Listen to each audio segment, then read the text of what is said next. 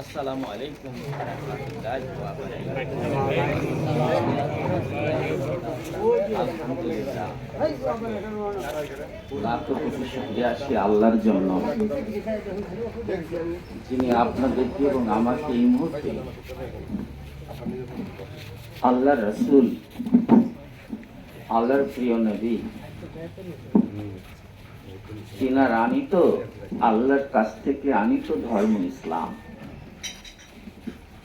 সেই ইসলাম আমরা সকলে ছাত্র, আমরা কেউ উস্তাদ না। উস্তাদের অধিকার শুধু রাখেন আমার আল্লাহ, যিনি সর্ববিশ্ব শিক্ষা দিতে পারেন, আমরা তো পাই না। আমরা সকলেই ছাত্র। শিক্ষার যেহেতু শেষ নেই, আপনি যা জানেন আমি জানি না, আমি যা জানি আপনি জানেন না, এইভাবে তো চিরাচরিত পৃথিবীতে আমাদের আবাস। তবে আপনাকে পৃথিবীতে চলতে হলে ভাববোধ একটা শক্তি আছে। যেমন ধরুন, একটা মেয়ে মানুষ রাস্তায় হাঁটছে, আপনি কোন দৃষ্টিতে তার দিকে চাইবেন? এটা হচ্ছে যারা চাইবেন তাদের মধ্যে মাতৃবোধ, এই ভাবটা যেন থাকে। মাতৃবোধ ভাব থাকলে, সত্যি সত্যি থাকলে কোনো অপরাধ হবে না।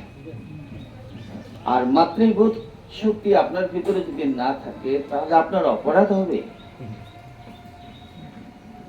আপনার ভেতরের খবর তো আমরা কেউ জানি না, সেটা তো মহান আল্লাহ তাআলাই উনি ভালো জানেন। তো আমরা সেই মহান আল্লাহর ইবাদত করতে চাই, তো আমাদেরকে জানতে হবে আল্লাহ তো একটা শব্দ। সবাই আমরা আল্লাহ নাম নিয়ে একটা শব্দ করি, আল্লাহ। এই যে একটা শব্দ দিলাম, কিন্তু এই শব্দটাকে বাংলাতে কি বলে? আপনি যদি বাংলায় নিজের জাতি ভাষায় যদি বুঝতে না পারেন, তা কাকে আপনি শব্দ দিয়ে ইশারা করে ডাকলেন? নিশ্চয়ই প্রত্যেকটা শব্দের আড়ালে কোনো না কোনো ব্যাখ্যা থাকে।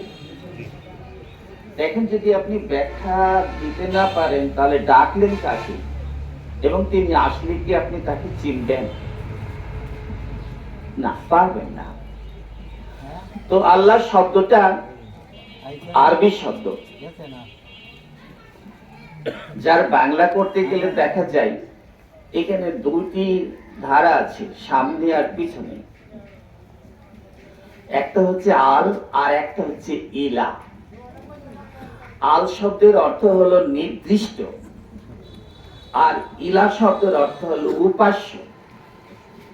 আপনি যদি নির্দিষ্ট উপাস্যের খবর পেয়ে থাকেন, তবে মানা হবে আল্লাহ।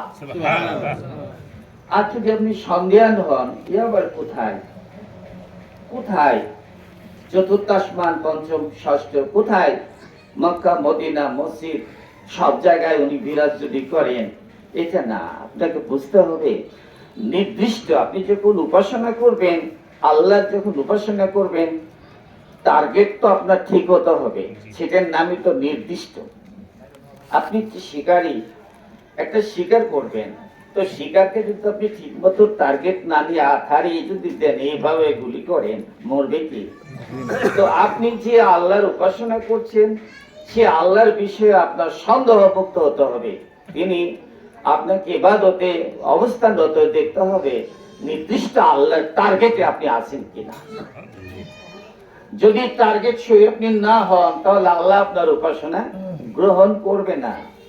যত সুন্দর ইবাদতই আপনি করুন, আর যতই আমরা জীবনটাকে সাজায় নিয়ে যাই, বাবারে এমন দিন আসবে দুনিয়াতে, টুপি থাকবে, পাঞ্জাবি থাকবে, কোরআনের বাণী মুখে থাকবে, সব থাকবে, মসজিদ থাকবে, সবই থাকবে, কিন্তু এই নির্দিষ্ট আল্লাহর ঈমানটা থাকবে না।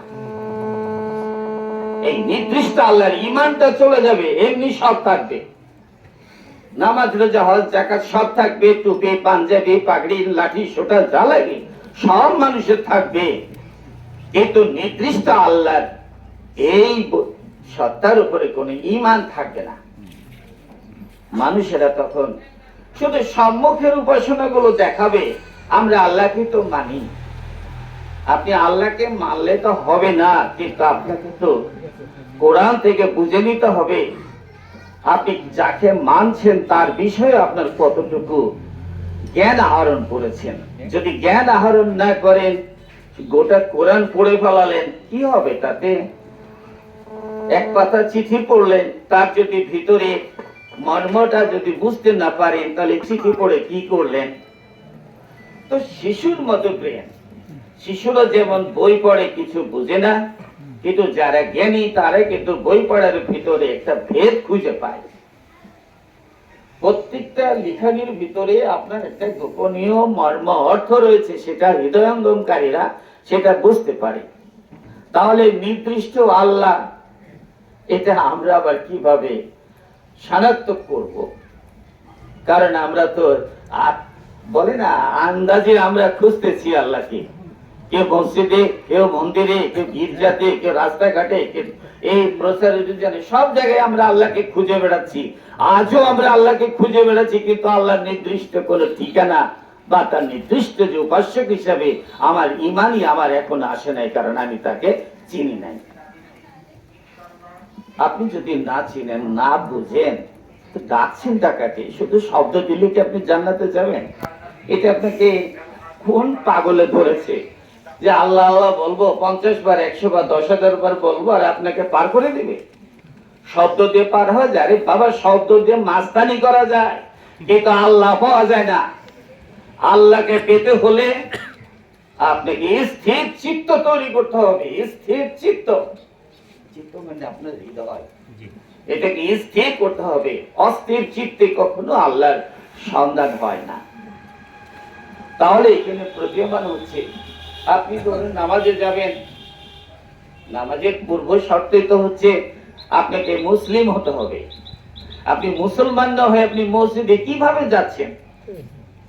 যেটা বলেছে নাকি যে আপনি মুসলমান না হলে আপনি মসজিদে ঢুকবেন, কাবা ঘরে যাবেন? এই কথা তো বলা হয় নাই। বলা হয়েছে এটা উপাসনা ঘর হলো মুসলিমদের জন্য। তা আপনি মুসলিম, আপনি কিভাবে মুসলমান হলেন? পৈতৃক সূত্রে, হাদিস সূত্রে, কোরআন সূত্রে, বিবেক সূত্রে, পরিবেশ সূত্রে, সামাজিক সূত্রে আপনি কিভাবে হয়েছেন? নির্দিষ্ট কিছু আপনার ঠিকানা নেই, এমনি এমনি হয়ে গেছে আমরা অটোভাবে। এটিকে বলা হয় ইংরেজিতে বাই চান্স মুসলিম। আর যখন আপনি এই বিধানকে বুঝতে পারবেন, তখন ইংলিশে বলা হবে বাই চয়েস মুসলিম, আপনার পছন্দের ইসলাম। আর আপনি যে বুঝেন না, সুঝেন না, মুখে বলছেন আবার খুব পছন্দ, আল্লাহর যখন মনোনীত, আমারও খুব মনোনীত, এটা তো আপনাদের শব্দ আওড়ানো। সঠিক জায়গায় আপনাকে যেতে হবে। আল্লাহ যে সত্য, আল্লাহর নবী সত্য, আল্লাহর কিতাব সত্য, আল্লাহর সব সত্য। এই সত্যই তো আপনাকে করতে হবে, যে আল্লাহর যে কথাগুলো সব সত্য, এটা সত্যায়ন করবেন। তা আপনি সাক্ষী দেন এইটাই সত্য। আপনি শুধু শব্দ আওড়াবেন, নামাজে গিয়েও শব্দ আওড়াবেন, ওই কাবা ঘরে গিয়েও শব্দ আওড়াবেন, পীরের বাড়ি গিয়েও শব্দ আওড়াবেন। আরে বাবা, শব্দের মধ্যে কি পেলেন? শব্দটা কখন করতে হয়? শব্দ করতে হয় কোন জায়গায় জানেন? যখন ভয় লাগে, রাস্তায় যখন একা চলেন গভীর রাত্রি, তখন যেতে ভয় লাগছে, তখন শব্দ দিছে, এই রহিম, এই আব্দুল কাদের, তুই কোথায় রে? তার মানে কি? নিজের সাহস জোগানোর জন্য। কিন্তু কি দেখে ভয় করছেন আপনি জানেন না। ঠিক এই শব্দগুলো ব্যবহার করা হয় অনুমানের উপরে। তা আপনি সারা জীবনে কি অনুমানের উপরই শব্দ করে করেই জান্নাতে চলে যাবেন? জান্নাত কি মনে করছেন যে শব্দ দিলেই জান্নাতের দ্বার খুলে যাবে? না না, এগুলো হবে না বাবা। এটা তো ধর্ম, এটি একই বাজে জিনিস নয়, এটা কোনো ধান্দালি জিনিস নয়, এটা ফাতরামো করা জিনিস নয়, এটা হলো পবিত্র জিনিস। এই পবিত্র জিনিসকে যদি আপনি অস্বীকার করেন, তাহলে তো অপরাধ হয়ে যাবে। যেমন মসজিদে কারা ঢুকবে? পবিত্র যারা, পবিত্রদেরকে ঢুকতে বলেছে। তোমরা নামাজের জন্য গমন করো মসজিদে, তারা পবিত্র। অপবিত্র কি ঢুকতে বলেছে নাকি? তো অপবিত্র হয়ে আপনি আমি যদি ঢুকি, তাহলে তো আপনি কার আদেশ মানলেন? ওটা তো আপনার ইচ্ছা। আল্লাহর ইচ্ছা তো আপনি আসলেন না। আপনি আল্লাহর ইচ্ছা মানলে আপনি পবিত্র হয়ে মসজিদে ঢুকবেন। আপনি অপবিত্র অবস্থায় মসজিদে ঢোকার কোন বিধান কোথাও থেকে আসে নাই।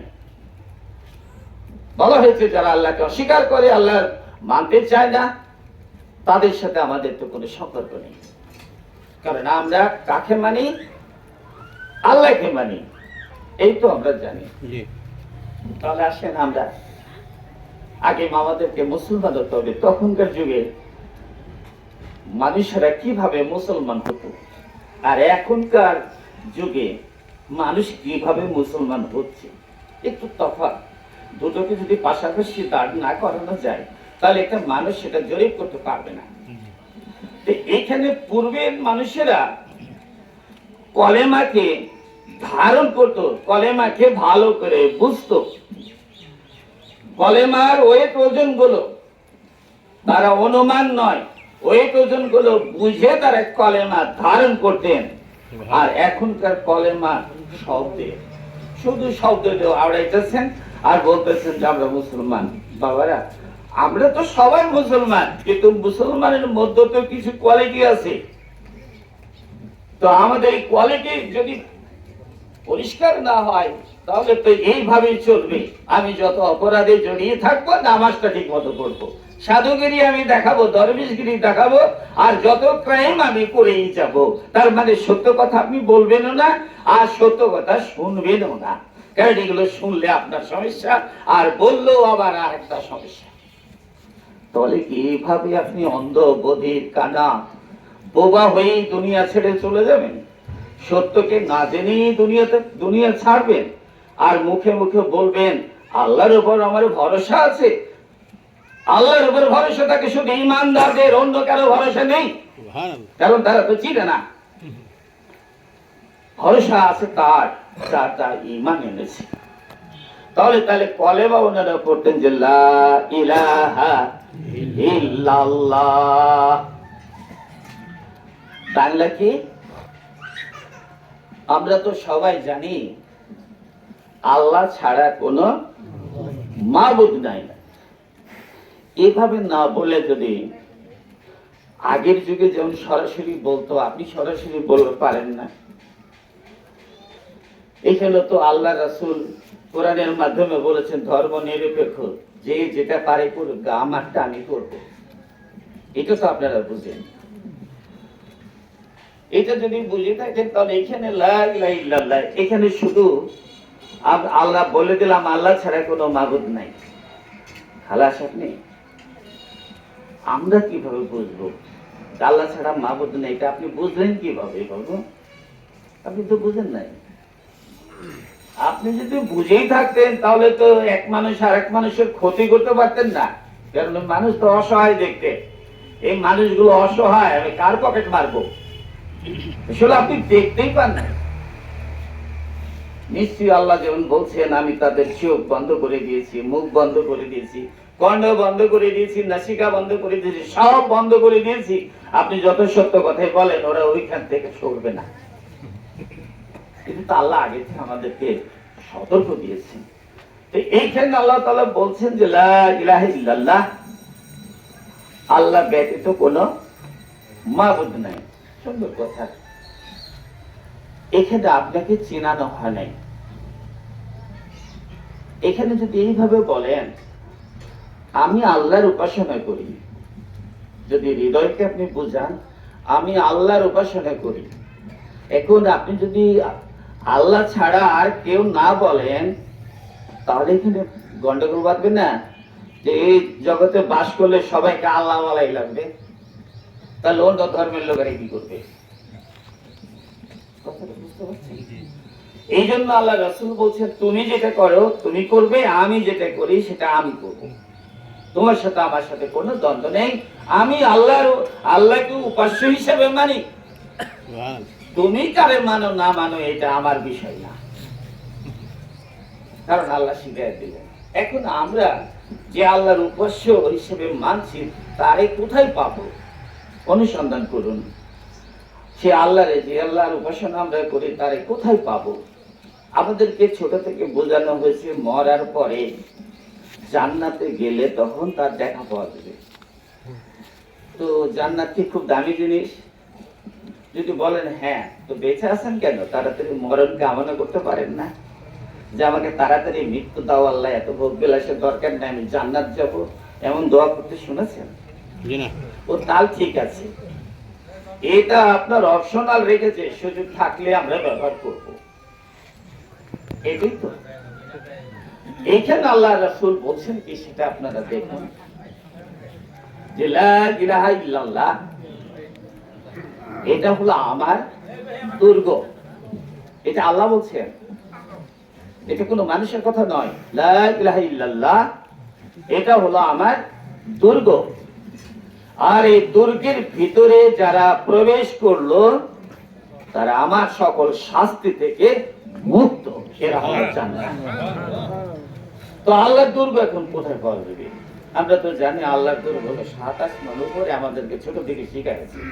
আমরা ওইখান থেকে নামতে চাই না, কারণ আমরা সব সময়, আপনি যত সত্য কথা বলেন, আমি এক ধাপ উপরেই থাকি, মানে আমার গর্ব আমি টিকাতে চাই। এইখানে আল্লাহ রাসূল তিনি বলছেন যে লা ইলাহা ইল্লাল্লাহ এটা হলো আমার দুর্গ, আর এই দুর্গে যারা প্রবেশ করলো তারা আমার সকল শাস্তি থেকে মুক্ত। আল্লাহ যাকে শাস্তি থেকে মুক্ত দেয় তাদের স্থান কোথায়? জান্নাতে। তাই তো যাবে জান্নাতে। দেখুন, আপনাকে দুর্গ চেনানো হয় না, আপনাকে দুর্গ চেনা হয়েছে কাবা শরীফ, মসজিদ শরীফ, এইগুলোকে চেনা আছে, এগুলোই মানে আল্লাহর ঘর।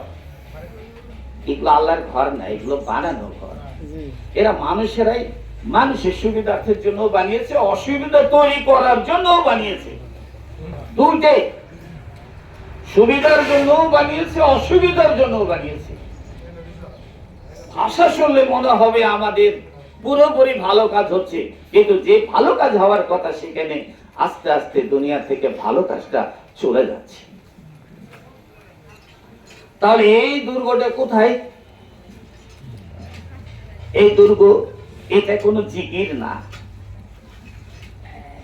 এটা এমন কিছু কাহিনী না, এটা হচ্ছে আল্লাহর ঠিকানা। সকল নবীকে আল্লাহ এই ঠিকানাটাই দিয়েছিলেন। আদম নবীর থেকে শুরু করে সকল নবীদেরকে, ওলি আল্লাহদেরকে, হক্কানীদেরকে, তারপরে আলেমে রাব্বানীদেরকে, সকলকে আল্লাহ এই দুর্গের কথা বলে দিয়েছে।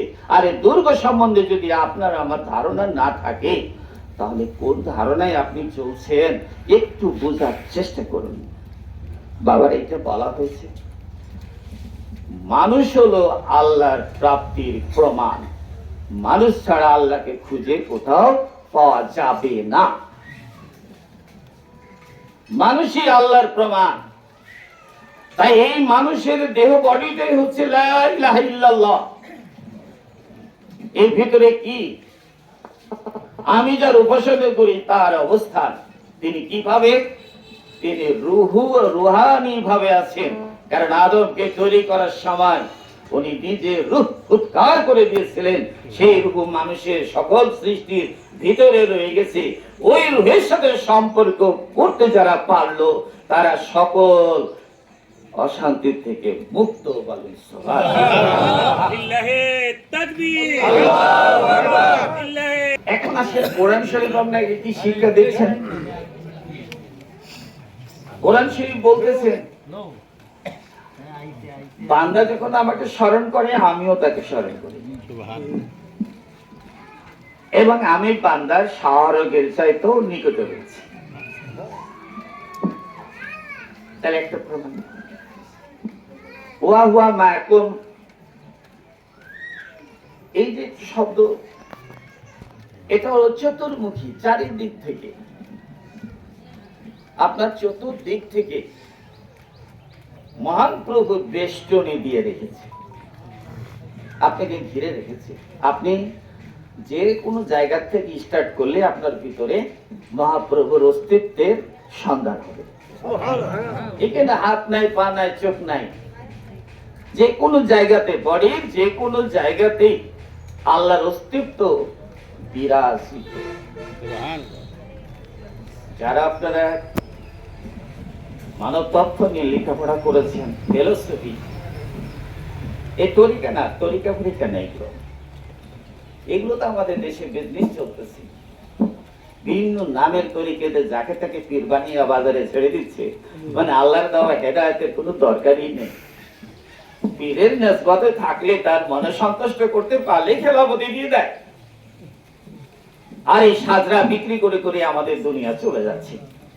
আলেম মহোদয়রা যেমন মাদ্রাসা সার্টিফিকেট বেছে বেছে চলে যাচ্ছে, এরাও এইভাবে চলে যাচ্ছে। কিন্তু কলেমা যে নিজ দেহ বডির ভিতরে প্রতিষ্ঠিত করতে হবে, এই শব্দটা তারা উপস্থাপন করছে না। তাহলে আপনার এই গৃহে মনোসংযোগ দেন। এই রুহের সাথে মনোসংযোগ দেওয়ার নাম হচ্ছে সালাত। এটা হলো কোরআনের কথা। কোরআন হলো উদ্দেশ্য, আর এই উদ্দেশ্য পাওয়ার জন্য যে কর্মগুলো করা হয় তাকে বলা হয় পদ্ধতি। আপনি নামাজে দাঁড়িয়েছেন, নিয়ম মানতেছেন, এক একজন এক এক নিয়ম মানছেন, এটা হলো পদ্ধতি, এটা উদ্দেশ্য নয়। উদ্দেশ্য হচ্ছে আপনার কলমের সাথে, আপনার রুহের সাথে আপনার মনোসংযোগ সৃষ্টি করা হলো আপনার উদ্দেশ্য। আপনার যদি মনোসংযোগের উদ্দেশ্য না থাকে, শুধু পদ্ধতি পালন করে কোনো ফায়দা আপনার জীবন আসবে না।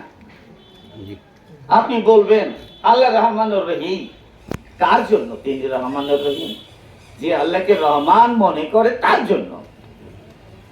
আপনি তো সে রহমানকে আমি মানতে পারছি না, কারণ আমি তো চিনি না, বুঝি না। তাহলে আল্লাহর অস্তিত্বের খবর আপনার আমার মাঝে রয়েছে, এর জন্য কারো কাছে যেতে হবে না, শুধু যেতে হবে ইলমের জন্য। কেউ আমাদের হেদায়েত দিতে পারবে না, কোন আলেম নয়, কোন পীর নয়, কোন মাশায়েখ নয়, কেউ পারবে না। একমাত্র এই সর্বক্ষমতাময় রেখেছেন মহান আল্লাহ। তাহলে আমরা কালেমা যখন গ্রহণ করলাম, এই ঘরে যে আল্লাহর অস্তিত্বের খবর পাওয়া যায় ঈমান আনার আগে, এবং এই ঈমানকে জাগ্রত করার জন্য সালাতে আপনি হাজির হবেন। এই শুধু সালাতে নয়, 24 ঘন্টা আপনাকে সেই রুহের সাথে আপনার মনোসংযোগ দিতে হবে। আপনারা দেখুন, ওদের নামাজ তাদের মুখেই ছুঁড়ে মারা হবে। কাদের নামাজ? ওদের নামাজ তাদের মুখেই ছুঁড়ে মারা হবে যাদের নামাজে মনোসংযোগ ছিল না, তারা ছিল উদাসীন। তাহলে আমরা যে নামাজে যাচ্ছি, এই নামাজ আমাদের মুখে তো মারবে, কারণ আমাদের তো মনোসংযোগ ছিল না। কার সাথে সংযোগ দিবেন? যে ফুৎকার মহান আল্লাহ রূহ নামের যে ফুৎকার করে আমার দেহের মধ্যে যেটা সকল সৃষ্টির মাঝে দিয়ে দিয়েছেন, আপনি যে কোনো মানুষই সেই রুহের সাথে সম্পর্ক করে আল্লাহর বন্ধু হতে পারে। এখানে আলেম লাগে না, ওই কোনো সাজরা লাগে না, কিচ্ছু লাগে না। নিজের দেহের ভিতরে শুধু জ্ঞান আহরণ করুন, আর আপনার মাঝে আপনাকে আপনি খুঁজে দেখুন। আপনি যেদিন পেয়ে যাবেন, সেদিন এই কথার ঈমান আপনার ভিতরে গাঢ় হয়ে উঠবে। তাহলে আপনি পরিষ্কার হন। মেনটাই হলো তার সাথে সম্পর্ক করা হলো সালাত, আর ওটা পাওয়ার জন্য যে নিয়মাবলী পালন করি, এটা হলো পদ্ধতি। আপনি ভাত রান্নার পদ্ধতি জানেন, কিন্তু চাউল নাই, কতদিনে পাবেন? কোনদিনও পাবেন না। তো যদি আপনার এই ভেতরের সাথে সম্পর্ক রুহের সাথে না হয়, তা আপনার নামাজেরও কোনো মূল্য পাবেন না। রাগ করেন না, কতগুলো হৃদয়কে বুঝান আপনার। এবং বিজ্ঞ আলেমদের কাছে শুনুন, অনেক এলেমধারী অজ্ঞ আলেম আছে, অনেক এলেমধারী অজ্ঞ পীর বাসায় কাছে। আপনি সত্য বলুন, 2টা পয়সার জন্য মিথ্যার আশ্রয় কখনো নিয়েন না, কারো মন ভজদা দিয়েন না, কারো মন আপনি জয় করতে পারবেন না। কারণ এই পৃথিবীতে আপনার আমার সৃষ্টি হয়েছে প্রতিশোধ নেওয়ার জন্য। আমি আপনার প্রতিশোধ নিব, আপনি আমার নেবেন, সকলে প্রতিশোধ নিবে। আপনার যে ঘরের স্ত্রী আছে, সেও আপনার প্রতিশোধ নিতে এসেছে। আপনিও যাকে স্ত্রীর উপর নিয়েছেন, আপনিও তার প্রতিশোধ নিতে এসেছেন। চলছে সমাজ, একটু ছাড় দেবে কি আপনি মনে করেন? না, একটু ভুল করে দেখুন তো, ছাড় দেবে? সামান্য দিতে পারে মনে করেন? না। প্রতিশোধের আমাদেরকে প্রতিশোধ নিতে পাঠিয়েছে কে? আল্লাহ পাঠিয়েছেন। তার প্রতিশোধ নেব, শয়তানের প্রতিশোধ নেব। যে শয়তান আল্লাহর ঘর থেকে বের করে বাইরের ঘরে নিয়ে গেছে, এই শয়তানের সাথে আমরা সম্পর্ক করব না, কিন্তু যে ঘরের ভিতরে আমাদেরকে নিয়ে যাচ্ছেন সেই সত্তার সাথে আমরা সম্পর্ক করব। এটাই হলো প্রতিশোধ। এখন আমরা শয়তান বলে বুঝছি কি জানেন? একটা ছেলে যদি, স্বামী যদি কোন একটা ভদ্র মহিলার সাথে একটু কিছুক্ষণ হাসাহাসি করে কথা বলে, তাহলে বৌমা কি বলবে? খুব ভালো করে কথা বলো। আপনি কি আদর করবে? সাথে সাথে প্রতিশোধ নিয়ে নেবে। এমনি ইংরেজিতে বলে আই লাভ ইউ। এটি একটু করে দেখেন, তাহলে বুঝতে পারবেন এটা লাভ না ফাঁকা। আবার উনি যদি, সেই ভদ্র মহিলা যদি কোনো ভদ্র ছেলের সাথে একটু হাসি মুখে কথাবার্তা বলে, আপনি কি ছাড় দেবেন? আপনিও না। কারণ সাথে সাথে আপনি মনে করছেন ওই দুইজনের মধ্যে শয়তান আছে, তৃতীয় ব্যক্তি শয়তান হয়, দুইজনের মধ্যে তৃতীয় ব্যক্তি শয়তান হয়। তাহলে এটা কোথা থেকে আসলো? হাদিস থেকে এসেছে। রাসূলুল্লাহ সাল্লাল্লাহু আলাইহি সাল্লামের সময়ে উনি এক সাহাবা এক মহিলার সাথে আলাপ করছেন। আল্লাহর নবী ভিতর ভিতরে গরম হয়ে উঠেছে, ডাক দিয়ে বলছে, শোনো, তোমরা দুইজনে যে কথা বলছো, তোমাদের মাঝে আমি শয়তান দেখতে পেয়েছি। তাহলে একটা যুবক একটা যুবতী যদি ভাব জমায়, এর ভিতরে শয়তানকে দেখা যায়, কিন্তু আপনি অনুভব তো করতে পারেন। নবী অনুভব করেছেন যে তৃতীয়টা হলো শয়তান। তুমি তখন ভাব করতে, ভাব দিতে পারো যদি তোমার ভিতরে মাতৃবোধ ভাব উদয় হয়, মাতৃবোধ ভাব উদয় হয়, তখন তুমি তাকে তার সন্ধানে তুমি দাঁড়াতে পারো। তাহলে বাবারা, আমরা কলেমাকে আমরা জানি এই বক্সটা, এই দেহ বক্সকে যদি বাদ দেন তাহলে আপনার উপাসনা সবই বাদ যাবে। এই দেহ বক্সের সাথে সম্পর্ক করে যেটুকুনি করবেন সেটা আপনার জীবনে কাজে লেগে যাবে। আপনারা দেখেন আমাদের দেশে সকলে তাসবিহ গণেন, কি সুন্দর করে সুবহানাল্লাহ সুবহানাল্লাহ সুবহানাল্লাহ সুবহানাল্লাহ সুবহানাল্লাহ গুনিয়ে দিয়ে 100 হয়ে গেল, চুম্বন দিয়ে বিদায় করে দিলেন। এটা কি আসলে হলো? এটা তো প্রচলিত নিয়ম পালন করলেন, এটা তো হলো না। এটা হওয়ার গতিতে কি আমাদের নবীজি কিভাবে করতেন, কিংবা উনি কিভাবে করতে বলেছেন, এটা ওলামাদের কাছে শুনতে হবে না? যারা নিজেকে পণ্ডিত মনে করছেন তাদের কাছে তো আমাদের শুনতে হবে। যারা নিজেকে জ্ঞানী মনে করছেন তাদের কাছে আমাদেরকে যেতে হবে, যে না, এই জ্ঞানীর কাছে যে, তার কাছে কিছু শুনুন, ওনার কাছে একটু শুনুন। আস্তে আস্তে আপনার ভিতরে একটা জ্ঞানের ধারালো একটা সময় পরিষ্কার হয়ে উঠবে, আপনি দেখতে পাবেন। তো নবী মুহাম্মদ রাসূলুল্লাহ সাল্লাল্লাহু আলাইহি সাল্লাম উনি যেভাবে আমাদেরকে লা ইলাহা ইল্লাল্লাহ এটা বুঝালেন, এটা আপনাকে বুঝতে হবে। আরেকটু আপনাদের ধারণা নেন, আল্লাহ ইবাদত করতে কাকে বলেছে? ইবাদত তো করতে বলেছে মানুষ জাতিকে, তাই নয় কি? আপনারা তো জানেন ইনসান শব্দটা তো আমরা বুঝে গেছি মানব জাতি, আমাদেরকে ইবাদত করতে বলেছে। তাহলে মানুষকে বলেছে, আমাকে তো বলে নাই। আমাকে বলেছে না, আমাকে বলে নাই, কিন্তু মানুষকে বলেছে।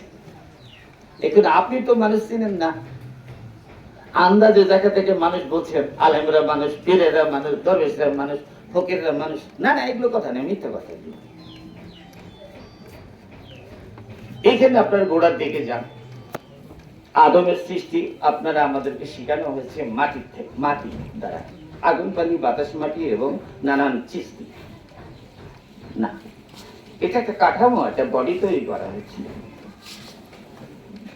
এখানে বলা হয়েছে মাটি হতে উৎপত্তি, আদমের সৃষ্টি হলো মাটি হতে উৎপত্তি, অর্থাৎ মাটি থেকে যেমন গাছটা হয়েছে, গাছ কিন্তু মাটি না, এই দেহ মাটির তৈরি, এর ভিতরে যে সত্তার উৎপত্তি হবে সেটা হলো মানুষ, ওটি কি বলা হচ্ছে রূহ। আপনার ভিতরে সেই চেতনা, অবচেতনার মনেরা ওটার খোঁজ পায় না, যারা ওই চেতনাবাদী তারা এটা সর্বদাই সে খোঁজে। তাহলে আপনি নিজেকে দেখুন তো, চোখ মানুষ না, মুখ, নাক, হাত পা, কান, এগুলো কি মানুষ? এগুলো মানুষের অঙ্গ, এগুলো মানুষের অঙ্গ। ভেতরের মানুষটা চলে গেলে তখন অঙ্গ তো পড়ে রয়, তখন তো সে আর মানুষ হয় না। তাহলে এই মাটির দেহের ভিতরে মানুষের উদয় হয়, যে মানুষকে চিনতে পারলে আল্লাহকে চিনা যায়।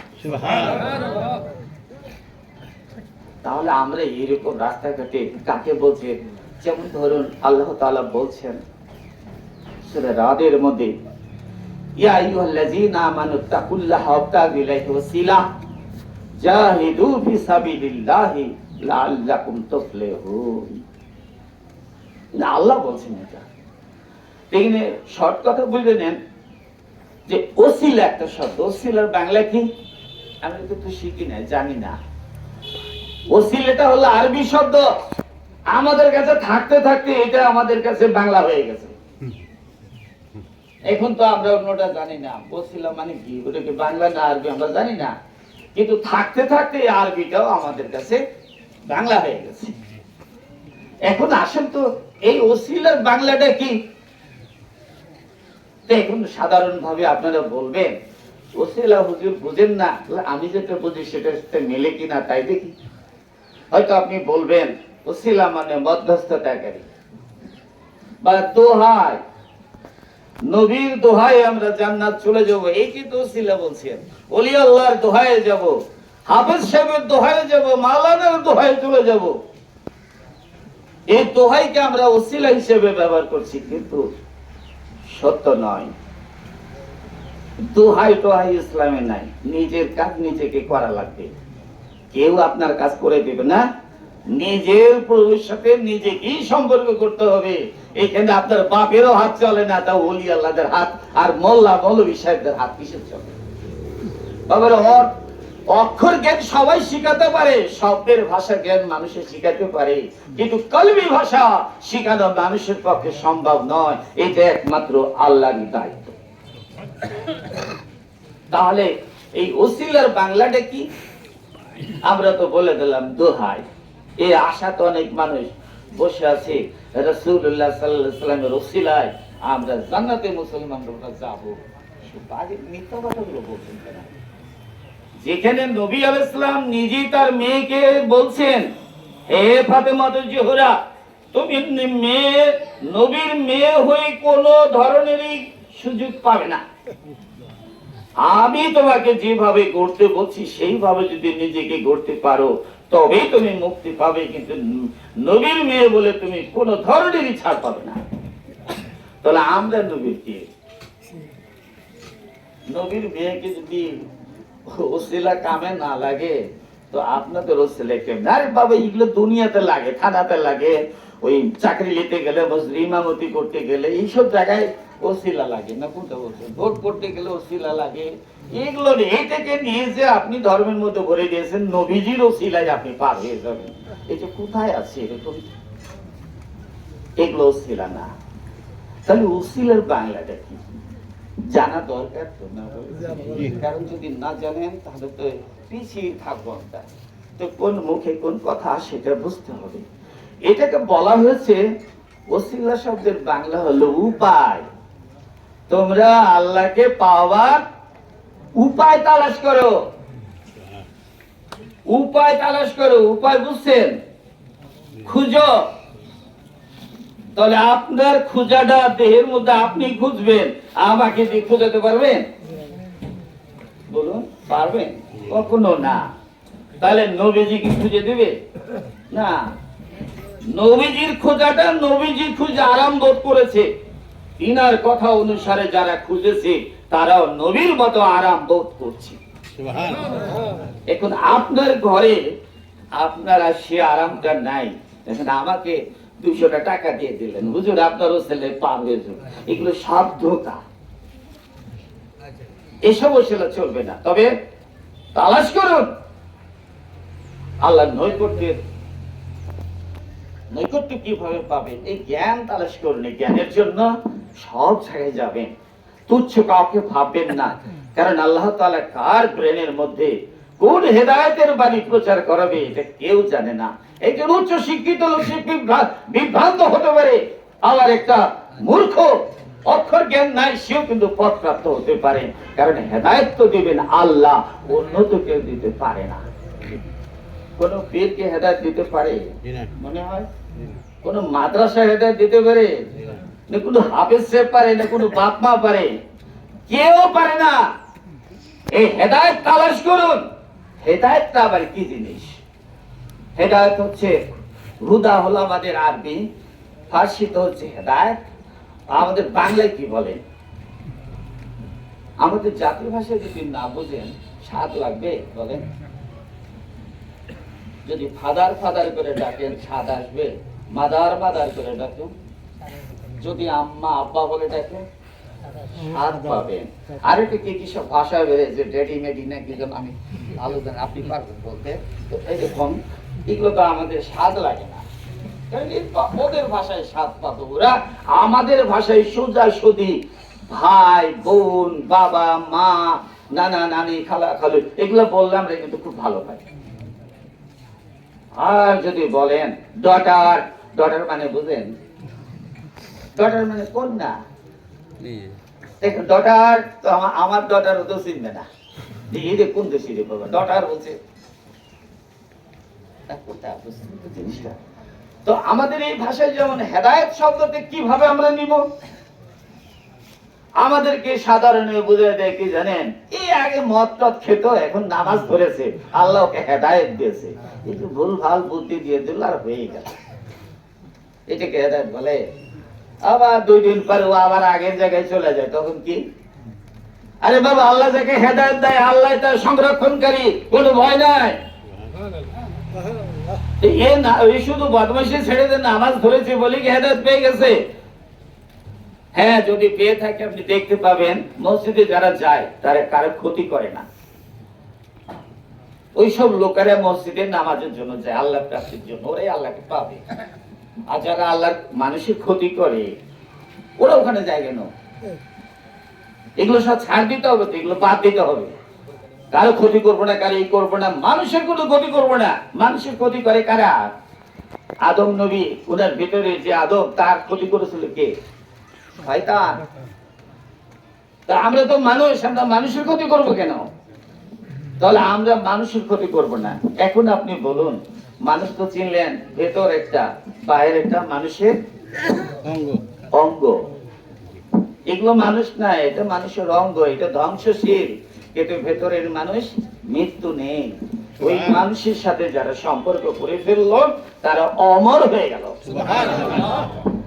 তাহলে কিভাবে অমর হলো?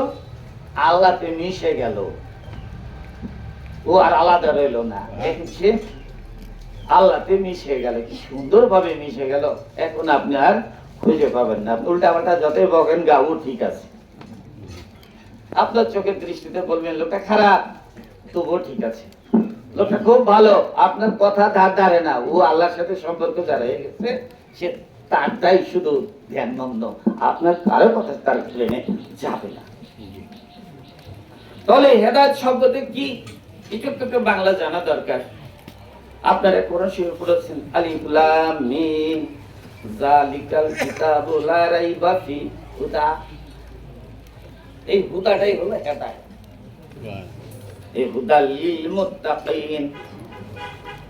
এই হুদা আছে আরবি, আমাদের ওরা যে আমাদের দেশে প্রচলিত হয়েছে হেদায়েত। আমাদের ভাষায় কি বুঝবো? আম। হেদায়েত মানে কি? আম।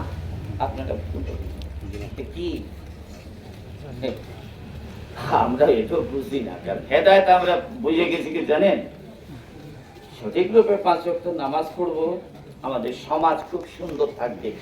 এটা বাউন্ড আপনাদেরকে পড়তে হবে, কারণ এটা হলো আল্লাহ পাওয়ার পথের পদ্ধতি। আপনি যে নামাজ বাদ দিয়ে দিবেন এমনটি নয়, নামাজের মাধ্যমে উদ্দেশ্য পালন করতে হবে।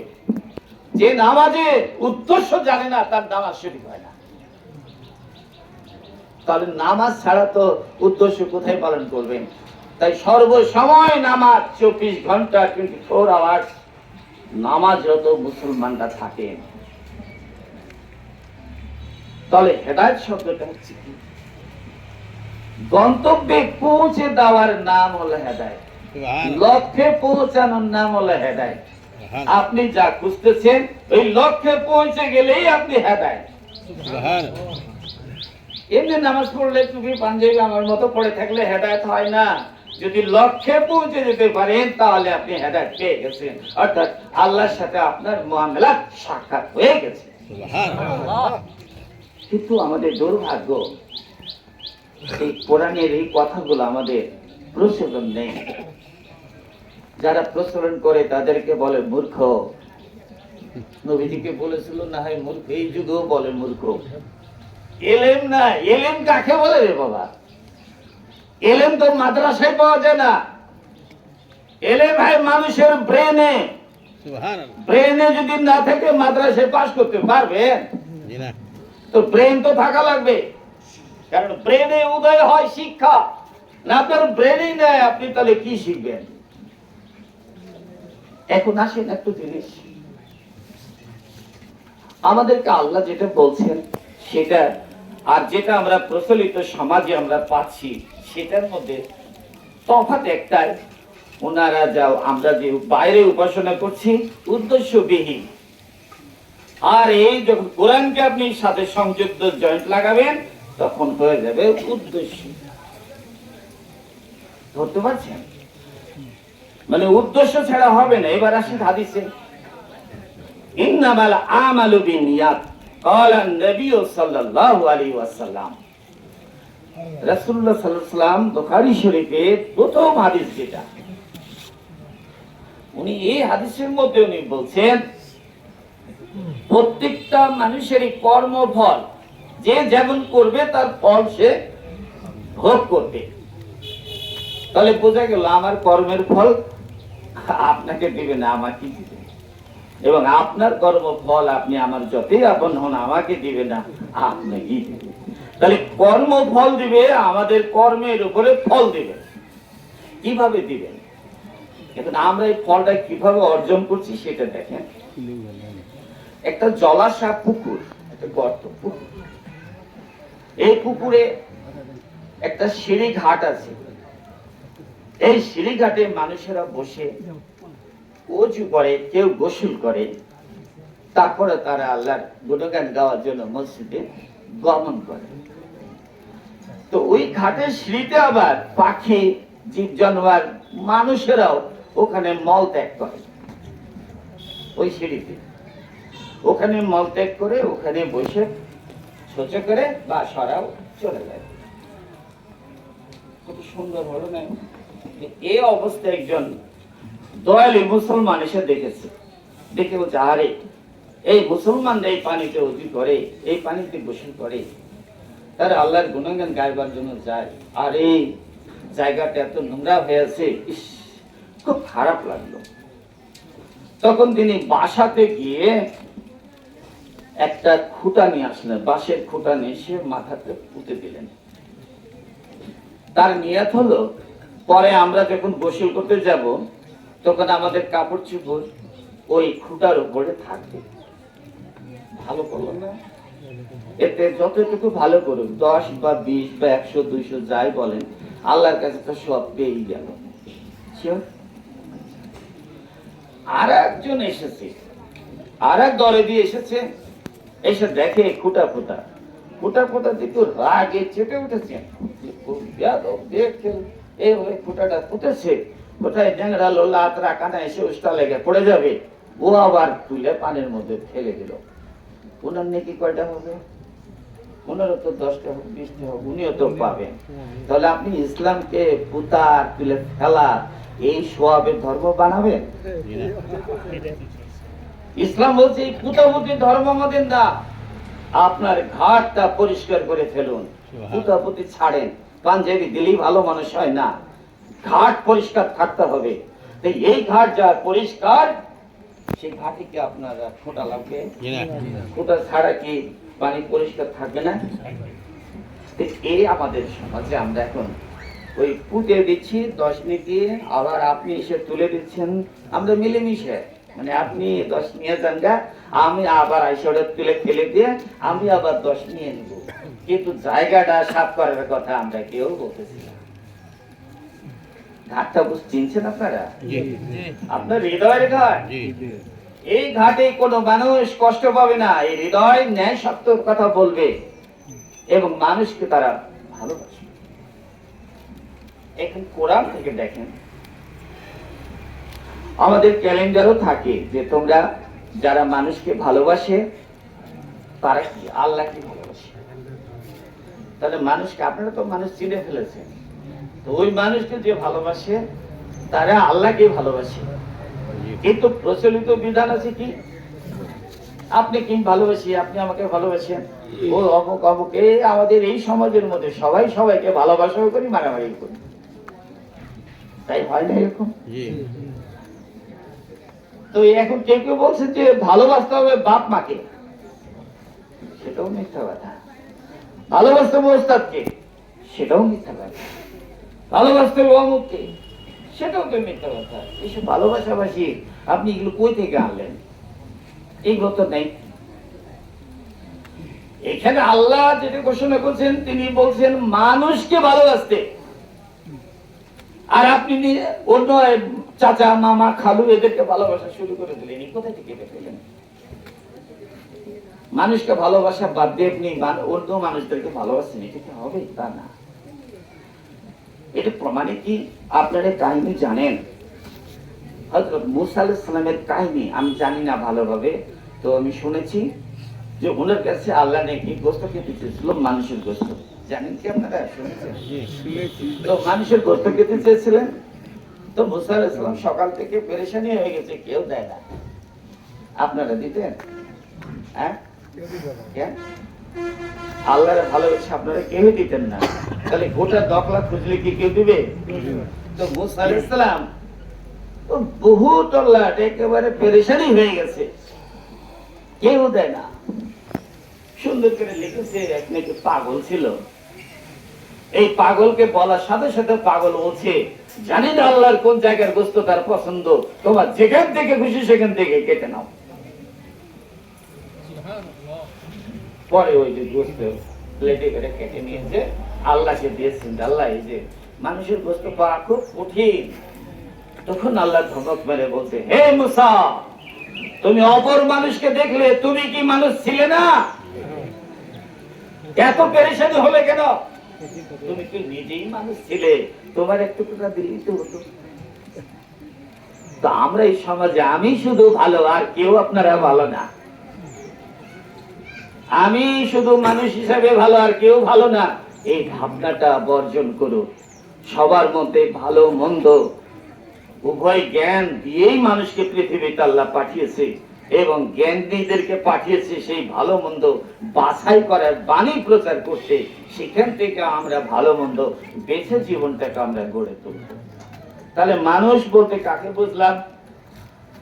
আমি নিজ মানুষ, অর্থাৎ ভেতরের মানুষটিকে ভালোবেসে আমার হাত পা চোখ মুখ নাক কান গুলোকে আল্লাহর বিপরীত পথে পরিচালনা না করার নাম হলো মানুষকে ভালোবাসা। লিল্লাহি তাকবীর। জ্ঞানী কথা তো সবার ব্রেনে নিবে না, যাদের ব্রেনে নিচ্ছে বা লোড বুঝতে পারছেন, তাদের হৃদয়ের ভিতরে একটা আলাদাই একটা দোল খাবে। আর যারা মনে করছেন আমার তো সব পুড়াইয়া ফেলালো রে, সবই তো পুড়াইয়া ফেলালো রে, ওর কিন্তু মনে আশ হাতে নেই। বাবা রে, আপনার খারাপিটা পোড়ানো হচ্ছে, ভালোটা তো পড়ছে না, আপনারই তো ভালো। এই ভাষণের দ্বারা যদি আপনার খারাপটা পুড়ে যায়, তাহলে কি আপনার ভালো হলো না? আপনিও আবার রাগ করেন কেন? খারাপ পুড়ে যে যদি আপনি পরিষ্কার হন, এটি তো আমার জন্য কপাল, বড় ভাগ্য আমার। এইখানে দুই ধরনেরই মানুষ আপনি থাকবেন। এক দলে আনন্দ অনুভব করছেন, আর একদল বলছেন সব তো পুড়িয়ে ফেলালো রে, এইখানে আর কেউ যেন আসতে না পারে। এইখানে এই যারা এসেছে এগুলো সব হলো মুসা নবীর গোস্ত দেওয়া লোক, পাগলা এগুলো। এখানে এলে না সব পাগলা এসেছে, বুঝছেন? এই পাগলা বলে তারা আখ্যায়িত করবে, এটা নবীজিকেও বলেছিল। এই গোস্ত কে দিয়েছিল? পাগলে। কোন পাগল? বাইরের কোন পাগল না, নিজের আপনি দিয়েছিলেন। কারণ মানুষের গোস্ত চেয়েছেন, তা আপনি মানুষ তো, আপনি ওই মানুষকে চিনে দিলে আল্লাহ কত গোস্ত নেবে লেখ না? আর নেবে আল্লাহকে যদি দিয়ে দেয় গোটা গোস্ত নিয়ে এলাও, তা আমি যদি গোটা বডি তাকে দখল দিয়ে দিই তাহলে গোস্ত কয় জায়গায় খাবে, খাক না? কিন্তু এই কাহিনী এরা লিখে দিয়েছে, পাগল হয়ে দিয়েছে। পাগলের নাম কি? আর এগুলো কাগজে লেখা আছে, আপনি শুনবেন আর বিশ্বাস করবেন। বাবারে শুনবার বিশ্বাস করা যাবে না। নিজেদের কাছে বিবেক যাদের আছে তারা কিন্তু লিখাও বিশ্বাস করবে না, সেটা জাস্টিফাই করে আল্লাহর বিধানের সাথে মিলিয়ে নিতে চাই। হুট করে একটা কিছু বললে আপনি মেনে নেবেন এত সোজা? দেখুন একটা বিষয়, আমরা মানুষের সঙ্গে সৎ ব্যবহার ভুলে যাচ্ছি দিন দিন। বড় ছোট আমরা কিন্তু বুঝি না।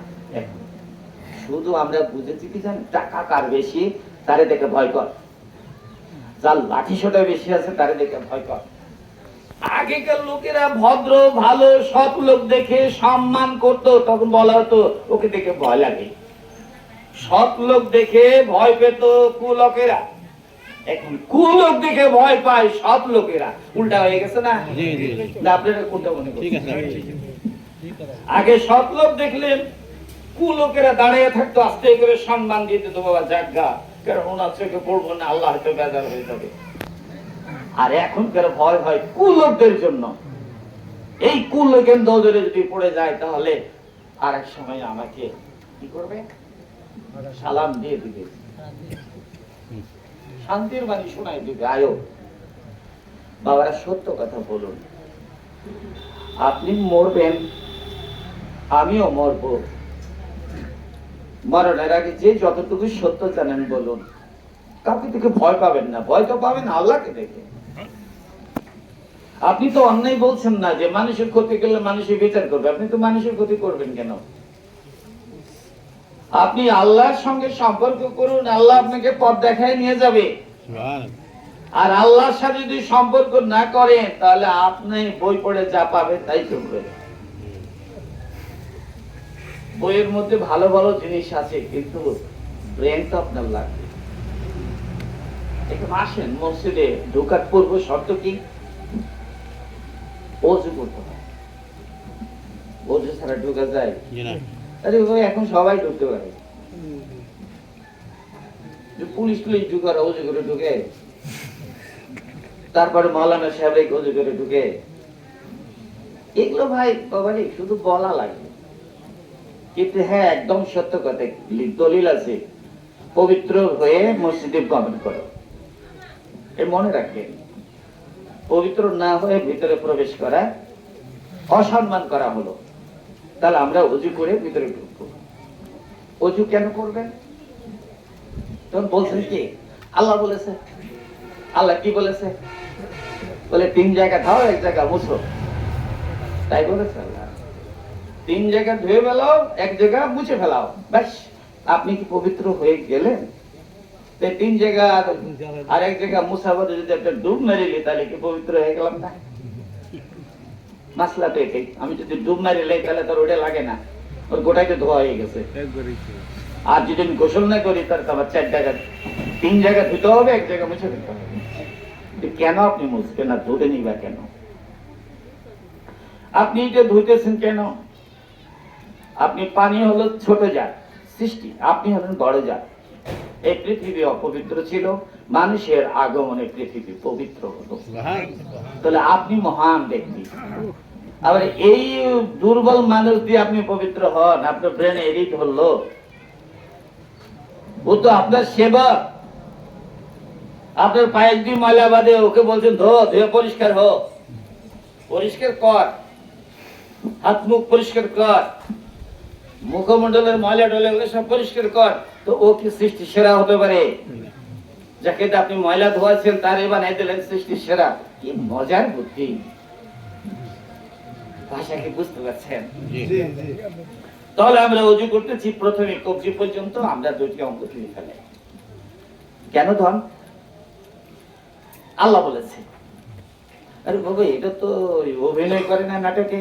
পর্দার আল্লাহ থেকে বলে, বলো নবাব তুমি বেরো না, তখন ওরা বলতো নবাব থেকে বেরো না, ওই যে যাচ্ছে, ওই যে যাচ্ছে। এটা কি অনুকরণ করছেন কেন? কি জন্য বলেছে? আমাদের দেশে বড় বড় আলেম আছেন, তাদের কাছে এটার উপলব্ধি জ্ঞান আপনাকে নিতে হবে না?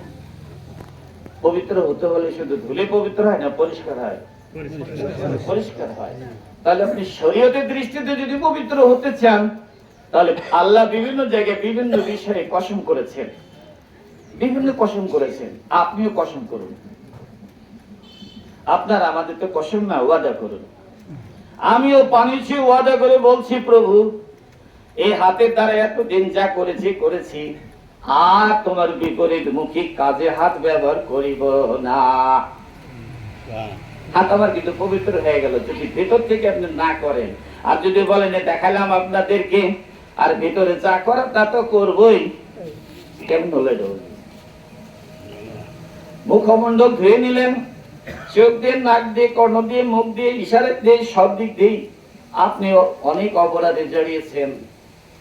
পানির দ্বারা এটা ধুয়ে ফেলে দিলেন। ওয়াদা করলেন, আল্লাহ পানি দিয়ে এগুলো সব ধুয়ে ফেললাম, এগুলোকে আমি নিজে সামাল দিব, আপনার বিরুদ্ধে কোনো কাজে লাগাবো না। যদি আপনি সামলাতে পারেন, তাহলে এটারও অজু হয়ে গেল, তার শরীয়তের অজু। এরপরে পদদ্বয় ধুয়ে ফেললেন। পা ধুলেন কেন? এই পায়ের দ্বারা আপনি বিভিন্ন অপরাধের সঙ্গে সংযুক্ত হয়েছেন, হাঁটাচলা করে গিয়েছেন। এই পাটা ধোয়ার সময় বলছেন, আল্লাহ এই পদদ্বয় আপনার পথে ব্যবহার করব, আর কুপথে ব্যবহার করব না। এটার নাম হলো শরীয়ত।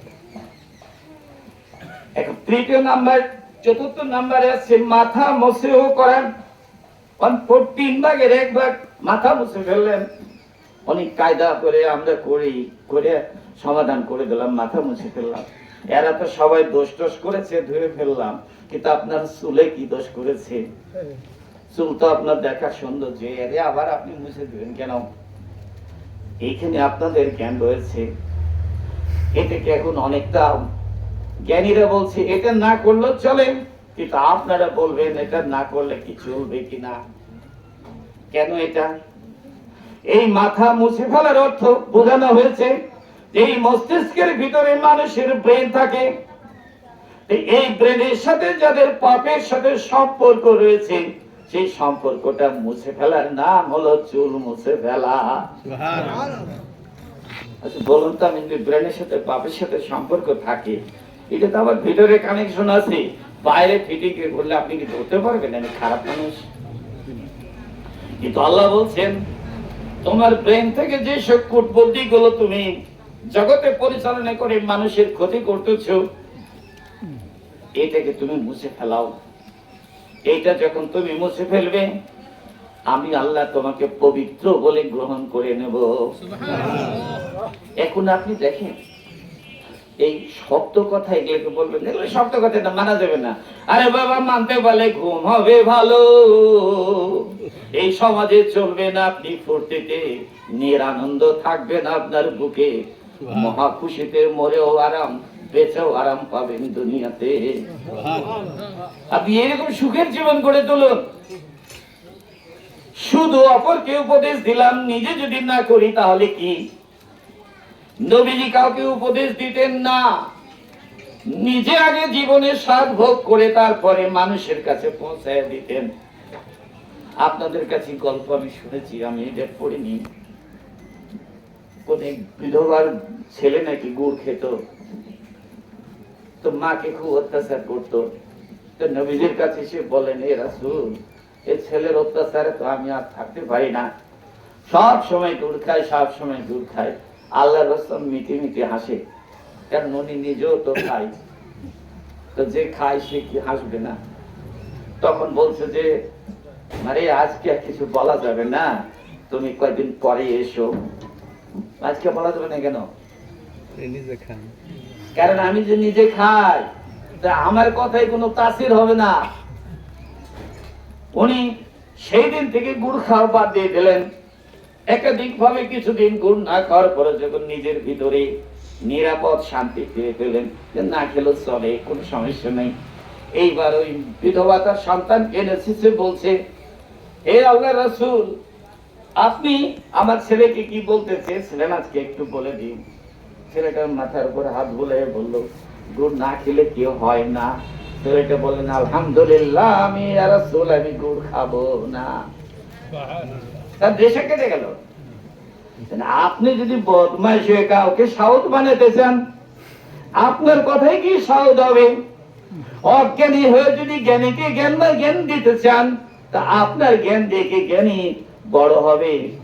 আবার যার যা আছে তাই সমাজকে দেন। এই সমাজের মানুষগুলো শান্তি শৃঙ্খলা সুশৃঙ্খল জীবন যাপন করুক।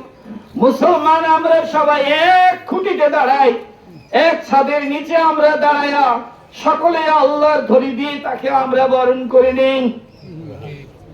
আজকে দল আপনারা বাড়াই নিলেন, এখানে এক দল, এখানে এক দল, এখানে এক দল, সারা দল, এতগুলো দল তৈরি করলে মুসলমান আসলে কারা?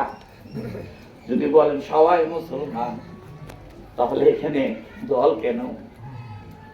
এই ঘরে ঢুকে যান, সবাই এক সমান। এই ঘর বাদ দিবেন, নানান রঙের মুসলমান দুনিয়ায় পাওয়া যায়। এই ঘরে ঢুকে যান, এক জাতের মুসলমান।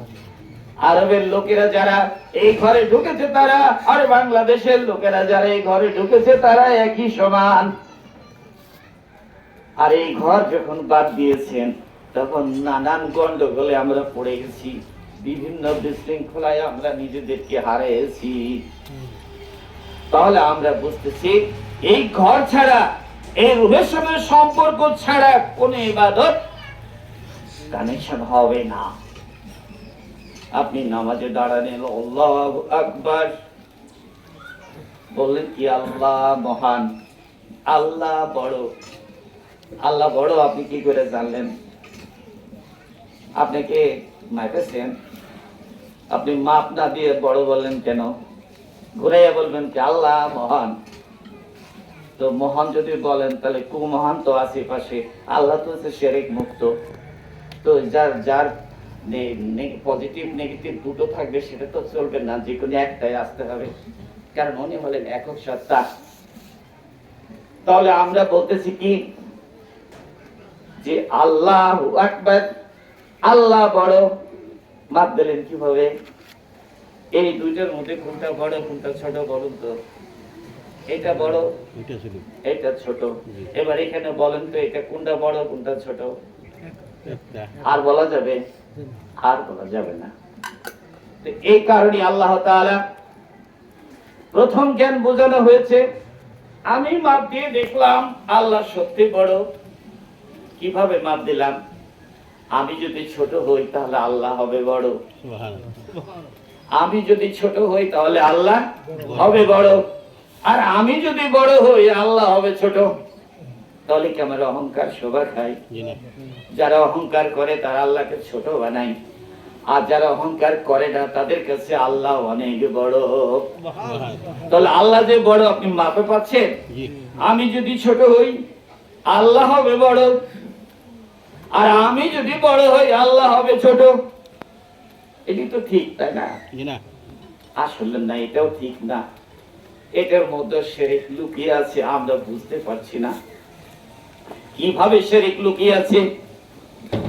যদি আল্লাহ বড় হয়, আমি যদি ছোট হই, তাহলে আল্লাহ বড় আল্লাহ আর আমি হলাম ছোট আল্লাহ। আল্লাহ মাপ দিলে তো আল্লাহ লাগবে, তাছাড়া তো মাপ দেওয়া যাবে না। তা আমি যদি ছোট হই, আল্লাহ যদি বড় হয়, তাহলে মাপ দিলাম উনি বড় আল্লাহ, আমি হয়ে গেছি ছোট আল্লাহ। এটা হয় শিরক। তাহলে আমরা কি বলবো? প্রশ্ন থাকতে পারে, তাহলে আমরা কি বলবো? এটা তো আল্লাহ শিখাইয়া দিয়েছে। আমরা বলবো, আমি নিঃস্ব, আল্লাহ হলেন অস্তিত্ব। আমি নিঃস্ব, আমাকে কোনো মাপে পাবেন না। কিন্তু আল্লাহর আছে অস্তিত্ব। এই কুল্লু মান আলাইহা ফান ওয়া ইয়াবকা ওয়াজহু রাব্বিকা যুল জালালি ওয়াল ইকরাম। মানে এই জগতের যত দেখছেন নশ্বর অবিনশ্বর যাই দেখেন না কেন সবই ধ্বংসশীল, শুধু আমার আল্লাহর অস্তিত্বই বিদ্যমান।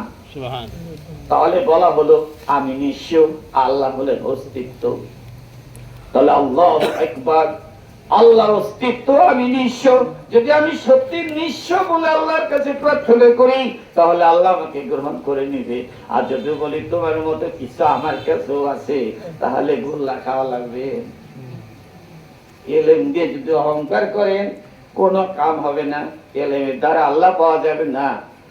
একমাত্র সহজ এবং ভক্তিপূর্ণ হৃদয় তৈরি হলে আল্লাহ পাওয়া যায়। অহংকার করে মানুষকে ঠকানো যায়, বই পড়ে মানুষকে ঠকানো যায়, সার্টিফিকেট দিয়ে ঠকানো যায়, কণ্ঠ দিয়ে মানুষ মন ভোলানো যায়, কিন্তু সত্যের জায়গায় পৌঁছানো যায় না। তাহলে আমরা এখন পেলাম কি, আমি কি নিঃস্ব আর আল্লাহ অস্তিত্ব। এখন নিঃস্বর অস্তিত্ব কোথা থেকে পেলাম?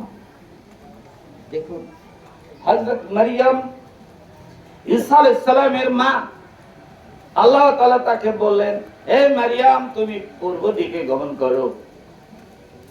মারিয়ামকে আল্লাহ হুকুম দিলেন তুমি পূর্ব দিকে গমন করো। মারিয়াম বলেন, হুজুর হে আল্লাহ, পূর্ব দিকে আমি কত দূর যাব? পূর্ব দিকে আসলে কোন দিক? এদিক তো পূর্ব দিক। এদিকে যেতে বললে আমিও তো বলবো যে আল্লাহ পূর্ব দিকে কত দূর যাব। এটা হলো পার্থিব পৃথিবীর চিন্তাধারা। এখন কোরআনের চিন্তাধারায় ঢুকে দেখো। হযরত মারিয়াম বললেন, আয় আল্লাহ আমি পূর্ব দিকে কত দূর যাব? আল্লাহ বললেন, যতক্ষণ দুনিয়া দেখা যায় না তত দূর যেতে হবে। তাহলে ধ্যান জগতে যদি আপনি দুনিয়া দেখেন তাহলে আল্লাহর অস্তিত্ব পাবেন না। যদি দুনিয়া দেখা না যায় তাহলে আল্লাহর অস্তিত্ব মানুষ পায়। বুঝতে পারছেন? তো আমাদেরকে একটু চিন্তা করতে হবে, আমাদের ভাবতে হবে। দেখুন, ভাববেন, সবার কাছে জ্ঞান নেবেন, আপনি কাজে লাগবে। কিছু আনুষ্ঠানিক আমাদের চিরাচরিত জীবনের জন্য কি দরকার দেখুন। আমরা একটা মুরগি জবাই করি, সবাই করি, কিন্তু আমরা পদ্ধতি জানি না। আলিমরাও যা, পীরেরও তা, আমরাও সবাই একই, কারণ আমাদের তো শিখানো হয় নাই। শরিয়া মোতাবেক যে জবাই করতে হবে আমাদেরকে শিখানো হয় না, আপনারাও না। হয়তো আপনারা যারা জ্ঞানী বুঝতে পারছেন। এখানে ছুরি হাতে নিয়ে না আমার মতো মানুষে ধরে বিসমিল্লাহ আল্লাহু আকবার বলে কেটে ঝাড় মারতে রেখে দেয়, হয়ে গেছে না? শেষ। এখানে আমাদের পদ্ধতি ভুল হয়ে গেছে। কি ভুল হলো? মুয়াজ্জিন সাহেব পিছে ওইদিকে দাঁড়াবে উত্তরে, দক্ষিণ দিকে ইমাম সাহেব ধরবেন। লাশ উল্টা পাল্টা হয়, কিন্তু জবাই করলে আবার উল্টা পাল্টা এদিকে হবে। ছুরি হাতে নিলেন ডান হাতে, বিসমিল্লাহ আল্লাহু আকবার বলে জবাই দিলেন, তুলে নিয়ে এসে আবার কাটেন, তুলে নিয়ে এসে আবার কাটেন। কারণ সামনে কাটে মুসলমান, পিছে কাটে বিধর্মীরা। তা আপনি যদি দুদিকে কাটেন তাহলে আমরা কি বুঝে নেব? আপনি জানেন না, এক নাম্বার। দ্বিতীয় নাম্বার, এই জবাই করতে হলে আপনাকে সায়েন্সের জ্ঞান দেখেন কিরকম, আল্লাহর সাথে মিলিয়ে, কোরআনের সাথে মিলেন। এই মানুষের এই মুরগিটা বা গরুটার 3টা স্তর রয়েছে। আপনাকে প্রথম কাটতে হবে রক্তনালী, তারপরে কাটতে হবে শ্বাসনালী, তারপরে কাটতে হবে খাদ্যনালী। যদি রক্তনালী শ্বাসনালী কাটলেন, খাদ্যনালী কাটলেন না, এই গরু বা মুরগিটা হার্ট অ্যাটাক হয়ে মারা যাবে। এই গরুর গোশত বা খাওয়া মুসলমানদের জন্য নাজায়েজ। তাহলে বুঝো, আপনি জবাই করলেই হবে না, সিস্টেমটা বুঝতে হবে। তাহলে রক্তনালী এটা বন্ধ করে দেন, রক্তনালী,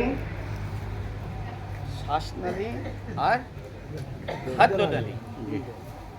আপনার যদি চোখে জ্যোতি না থাকে, জ্ঞান না থাকে, আপনি জবাই করতে যাবেন না, এটা হত্যা করে আবার। বুঝতে পারছেন কি আপনারা? এগুলো সমাজে নিজের মুরগি নিজের জবাই করবে, এত পীর সাহেবের দরকার নেই। বুঝছেন, অনেক পীর সাহেবই তো বুঝতে পারছি না এই এখন এইসব কারবার না কি বলছি, জবাই করছি না করছি, হাটে বাজারে সব জায়গায় করে জবাই হচ্ছে, আমরা খাচ্ছি তো কি ওই হার্ট অ্যাটাক করুন গোস্ত খাচ্ছি আমরা, তাতে আমাদের শরীরে কি শক্তি চাকছে না, আরো শক্তি দিন দিন শেষ হয়ে যাচ্ছে। তাই আমরা চেষ্টা করব নিজেরটা নিজে জবাই করে খাবে, শুধু নিয়মটা বুঝে নেবেন, রক্তনালী, শ্বাসনালী এবং খাদ্যনালী আন্দাজে কাটবেন না, কারণ আপনি তো স্থির মানুষ, জ্ঞানী মানুষ, আপনি দেখে দেখে কাটবেন রক্ত কাটা হলো কি না। শ্বাসনালী তো চিনেনি ছোট একটা, খাদ্যনালীও চিনেন, ঠিক কাটা শেষ, এবার আল্লাহর বিধানে আপনার এটা খাওয়া যায় চলে গেল। আর যদি এর মধ্যে কোনোটা বাদ রাখেন তাহলে কি জবাই হলো? তাহলে তো তড়পারে আপনার রক্ত প্রবাহিত হওয়ার পরে হার্ট অ্যাটাকে মারা যাবে, মরা খাওয়া যাবে? হুজুর জবাই করে দিলে খাওয়া যাবে, মরাটা খাওয়া যাবে? কিন্তু একটা মরা বাড়ির আমাদের মুরগি এনে দিলে খাবেন? আমিও খাবো না। তাহলে এই সব হুজুর দিয়ে জবাই শিখাবেন হুজুর দিত, যে বাবা রে তোমার জবাইটা আমরা শুনেছি এইরকম ভাবে, যদি বলে এটা মানতাম না, তাহলে তো আমরা তো আছি দেশে, দেশেই তো আছি না। কোনটা বলছেন আপনার ব্রেনে নেয় না? রক্তনালী, শ্বাসনালী, খাদ্যনালী ব্রেনে নেয় না? নেই, একেবারে আমার মতোই ব্রেন আপনাদের খারাপ। তাহলে যে যারা বুঝতে পারছেন তারা এটা মানবে না, যারা বুঝতে পারছে না ও বাপ দাদা ধর্ম করুক না, এটা আমাদের কিছু না। আপনারা যারা এই জ্ঞানে বুঝতে পারছেন যেগুলো আপনারা মানবেন, আর যেটা বুঝতে পারছেন না সেটা বাদ দিয়ে দিবেন, ওটাকে মানার দরকার নেই। সন্দেহের কোনো কিছু মানবেন না, যেটা বুঝবেন সেটা মানবেন। এত বেশি ইবাদতের দরকার আল্লাহ চাই নাই, আল্লাহ চেয়েছেন নিখুঁত স্থির একটা ইবাদত আল্লাহ চেয়েছেন। তাহলে আপনি নিখুঁত স্থির ইবাদত দেন, আপনি এলোমেলো ইবাদত দিয়েন না, বেশি দরকার নাই। আল্লাহকে ভালোবাসলে একটু তো বাসা চাই। একটা মানুষকে রাগালে কয়টা কথা বলা